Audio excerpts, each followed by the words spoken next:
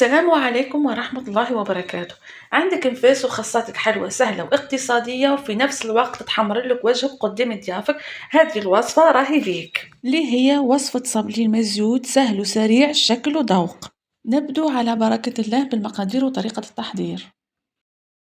عندنا 250 جرام زبدة تكون طرية بدرجة حرارة الغرفة، نزيدو فوقها كأس سكر ناعم، نقصت منه تروى دوا. دائما نقص السكر في الحلويات التاعي لأنه الحشو راح يكون حلو، وأيضا راح نقلصها بالشوكولا بيضة راح تكون حلوة. دائما نقص الحلاوة في الحلويات التاعي باه تجي نسبة الحلاوة معتدلة. زدت لها 3 ملاعق كبار زيت، أيضا كأس كاوكاو معمر كنت حمرته ورحيته بقشوره وما نرحوهوش خشين، وزدت لها حبة بيض كاملة مع صفار بيضة وملعقة صغيرة فاني، ونخلطوا جميع المقادير مع بعض حتى يتجانسوا سواء باليد ولا بالباتر ولا بالفوي.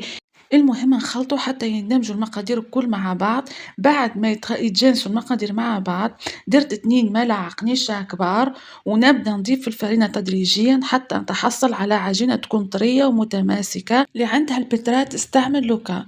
المهم نكملوا نعجنوا حتى نتحصل على عجينة طرية ما تلصقش في اليدين بهذا القوام. كي تشوفوا العجينة مش تلصق في اليدين سي بون، حبسوا ما تزيدوش الفرينة. بعد ما كملنا جمعنا العجينة نروح طول نفتحها مباشرة، ما تكونش سميكة وما تكونش رقيقة، نفتحها متوسطة. هذا الكيس البلاستيكي راح يعاونكم ياسر. في بلاصة ما تبقوا ديروا الفرينة وتحطوا العجينة وزيد تعملوا فوقها الفرينة باه تفتحوها، فقط ديروا كيس بلاستيكي من الأسفل وحطوا العجينة وعاودوا غطوها بكيس بلاستيكي وافتحوها بالحلال، راح تتفتح بكل سهولة وتجيكم طريقة سهلة جدا، مش راح تعذبكم في الخدمة. وزيد كي ديروا الفرينة ياسر راح ييبس معاكم الصبلي، راح يجوكم الحبات كامل متساويين، وكي تعودوا تهزوا في الحبات وتحطوهم في البلاطو راح يتهزوا معاكم بكل سهولة كيما راكم تشوف. بعد ما كملت فتحت العجينة طبعتهم دائري بهذا الشكل، مقاس تاع الطابع 3.5 سنتيمتر، وفي نفس الوقت الفرن راهو يسخن على 150 درجة. بعد ما نكملوا نطبعوا كامل الحبات نحطوه يطيب، كنشوفوه أدى تحميرة خفيفة من الأسفل نطفوا عليه نحطوه نخلوه يبرد ونروح نوجدوا الديكور.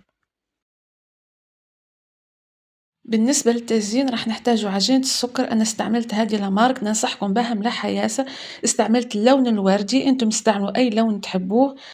نطروها جيدا بهذه الطريقة، ومن بعد نروح نزيد لها حوالي ملعقة صغيرة طيلوز، وندخل هذاك الطيلوز مليح في العجينة.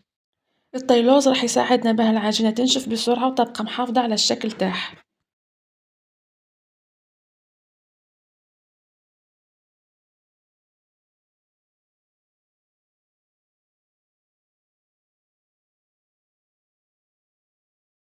بعد ما فتحنا عجينة السكر نجيبو هادو مطوابة، راهم متوفرين عند اللي يبيع مستلزمات الحلويات.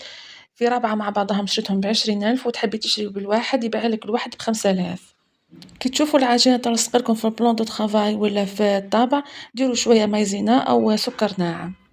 نطبعوا بهذه الطريقة ونضغطوا عليه مليح باه يخرجونا كامل التفاصيل. خيروا الموتيف اللي تحبوه ونطبعوهم كامل بنفس الطريقة. كي نكملوا نحطوهم ينشفوا ونرجعوا للصبلي تاعنا. بعد ما طاب الصابلي خليته برد تماما ونروح نلصقه بكريمة الزبدة.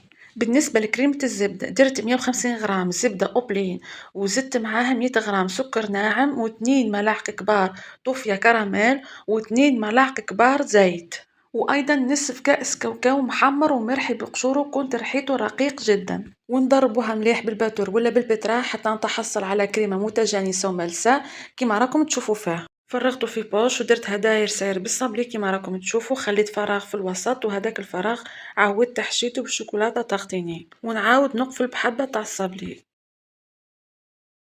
بعد ما لصقت الصبلي نخلوه يشد روحه شويه، ونروح نجيب شوكولاته بيضاء ندوبوها فوق حمام مائي ولا في الميكرووند بدون اي اضافه. نبدا نقلاصي في حبات الصبلي تاعي، انا هذه طريقتي دائما نعتمدها، كل واحده وطريقتها في الكلاصاج. نقلاصي كامل الحبات ونخليهم ينشفوا باه نروح نزينها.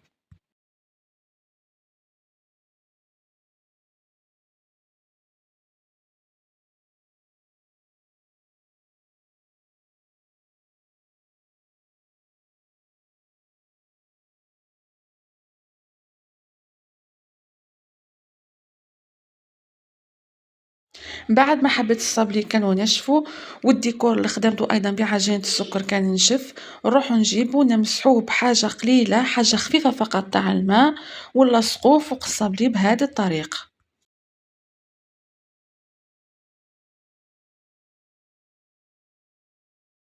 كملت زينتهم كامل بهذه الطريقة، ونروح نجيبو سكين ونحو الزوائد تاع الشوكولا كيما راكم تشوف.